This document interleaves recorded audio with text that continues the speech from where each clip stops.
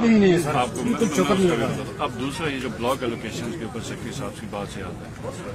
ہمارے یہاں پہ بجٹ کیسے بنتا ہے؟ دیکھیں بجٹ کیسے بنتا ہے، بجٹ اس طرح بنتا ہے اور جی ادھر روڈ بنانی ہے، ادھر ڈسپنسری بنانی ہے، کتنے کلومیٹر روڈ ہے، اچھا ادھر زمین کی کمپنسیشن کیلکولیٹ کر کے 2 منٹ کے اندر ادھر اسکیم تیار ہوتی ہے اور وہ بجٹ پہ ایک ایسٹیمیٹڈ کاسٹ کے ساتھ بجٹ ریفلیکٹ کرتا ہے۔ کوئی پلاننگ نہیں، مطلب ایک تو یہ ہوتا ہے نا کہ آپ جب پروجیکٹ کیلکولیٹ بنا رہے ہو اس کا PC1 بھی بناؤ تو اس سے بڑا امپورٹنٹ ہے کہ اس کی آپ نے سسٹینیبلٹی دیکھنی، اس کا امپیکٹ دیکھنا ہے کہ کمیونٹی میں پروجیکٹس جو ایک سمجھدار معاشرہ اس میں پروجیکٹ اس طرح کنسیو ہوتا ہے۔ صرف PC1 بھی بات نہیں، ہم تو ابھی PC1 کے سٹیج میں کتنی کی سکیم ہے واٹر، چلو یار 70 لاکھ ہے، یہ پلاننگ کی حالت ہے۔ جو ڈپارٹمنٹ پورے گلگت بلتستان کے پروجیکٹس کو پلان کرتا ہے اس کی حالت یہ ہے کہ وہ اس طریقے سے پروجیکٹ، میں غلط کہہ رہا ہوں، آپ بتائیں، آپ جرنلسٹ، اس کے علاوہ بتائیں کہ کوئی اور طریقے سے بجٹ بنتا ہے؟ ہم نے ابھی بجٹ دیا تو جب ہم نے یہ دیکھا کہ ہمارے پاس تو کوئی مطلب ڈپارٹمنٹس کے پاس ریسرچ ہی نہیں، ہمیں پتہ ہی نہیں ہے کہ مطلب کہ کس سمت میں جانا ہے، ایون اسٹیٹسٹکس ہمارے سیدھے نہیں۔ تو ایسے میں ہم نے بلاک ایلوکیشنز رکھی کہ اس 1 سال کے اندر ہمیں، اب فرض کریں ہم انسیمنیشن کا وہ جو لائف سٹاک کا لے کے آ رہے ہیں جو 500 ملین فیڈرل دے رہا ہے، شاید ہمیں 1 بلین ایکسٹرا اس کے اوپر دینا پڑے لائف سٹاک کے اوپر، ہمارے پاس کیپیسٹی، اور ہم نے اندر اس وقت جتنے بھی فارمرز نے ڈیمانڈ کی ہوئی ہے وہ جو ہم اپروو کرتے جا رہے ہیں انہی بلاک ایلوکیشنز پہ لے کے آ رہے ہیں، بلاک ایلوکیشن۔ دوسرا، دسمبر تک ہم نے ٹائم لائن دیا کہ یہ PC1s آپ نے اپروو کرنے اور ان کو پھر آپ نے وہ کرنا ہے، کیا کہتے ہیں، وہ اپروو کرنا ہے، ان کا سارا کیا کہتے ہیں ایڈمن اپروول، وہ ٹینڈرنگ پروسیس میں ہوگا۔ تو نیکسٹ بجٹ جو ہے اس دسمبر سے ہمارا سٹارٹ ہوگا، اس دسمبر سے ہمارا سٹارٹ ہوگا اگلے جون تک، جس کے اندر ہماری جو ایفرٹ ہے وہ یہ ہے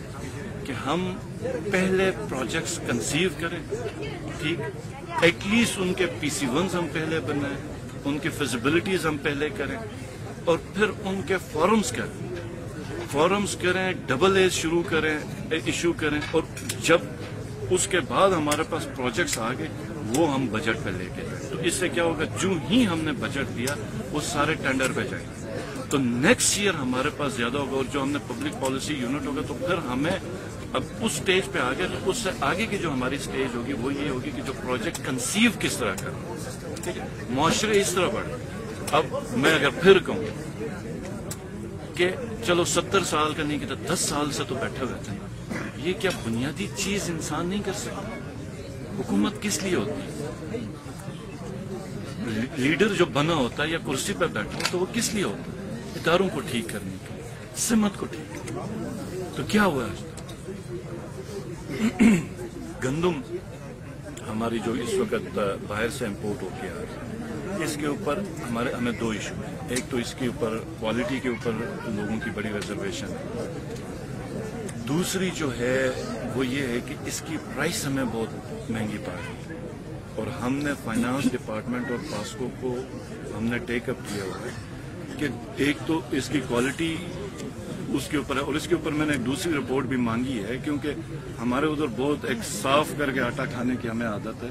اور یہ شاید مکس ہو کے پورا آ رہا ہے، تو صحت کے لیے شاید یہ مکس والا بہتر ہوگا، لیکن ہم چونکہ وہ چوکر اور وہ سارا نکال کے کھانے کے عادی ہیں، تو لیکن یہ مجھے جب تک پوری رپورٹ مجھے نہیں آئے گی تو اس کے اوپر میں کمنٹ نہیں کر سکتا۔ لیکن دوسرا یہ کہ چونکہ یہ پاکستانی گندم سے مہنگی ہے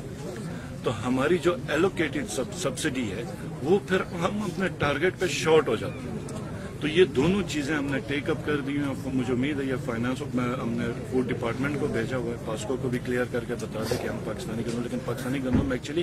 پاسکو کے پاس اویلیبل ہے، اور ہم ٹینڈرنگ کے اس سٹیج کے اوپر میں نے ان کو بتایا کہ آپ پاسکو کو چھوڑیں، باہر سے گئے، تو ہمارے پاس پیپرا جو ہماری ایک سب سے بڑی، یہ اس سے شفافیت بھی ہوتی ہے لیکن اس سے کئی دفعہ کوالٹی بھی تباہ ہو جاتی ہے، تو وہ انہوں نے مجھے کہا کہ اس وقت اگر ہم اس کو کینسل کر کے باہر کی طرف جائیں گے یہ تقریباً پورا سیزن نکل جائے گا، اور وہ جو گندم کی ترسیل ہے جو یہ گندم مل رہی ہے ہم اس سے بھی چلے جائیں گے، تو اس سال تو ہم پاسکو کو نہیں، اور پاسکو کے اندر نہیں ہے، آپ نیشنل مارکیٹ کے اندر آپ کو پاکستان کی گندم مل جاتی ہے، لیکن پاسکو کے پاس اس وقت اویلیبلٹی نہیں ہے۔ تو ہم نے یہ پھر ان کو بھیجا، ہم نے کہا پاسکو کو کلیئر کٹ کر کے بتائیں کہ ہمیں ایک تو پاکستانی گندم چاہیے، اور فائنانس والوں کو بھی ہم نے یہ ایشو ٹیک اپ کر رہے ہیں کہ یہ اگر ان کیس یہ اوپر گیا تو پھر بجٹ پھر ہمارے اس کے اوپر نہیں، کیونکہ یہ پاسکو کا ڈیسیجن ہے کہ ہمیں زبردستی مہنگی گندم بیچی جا رہی۔ تو انشاءاللہ تعالی اس کی پوری ہمیں انفارمیشن اور اس کے اوپر ہم کام کریں۔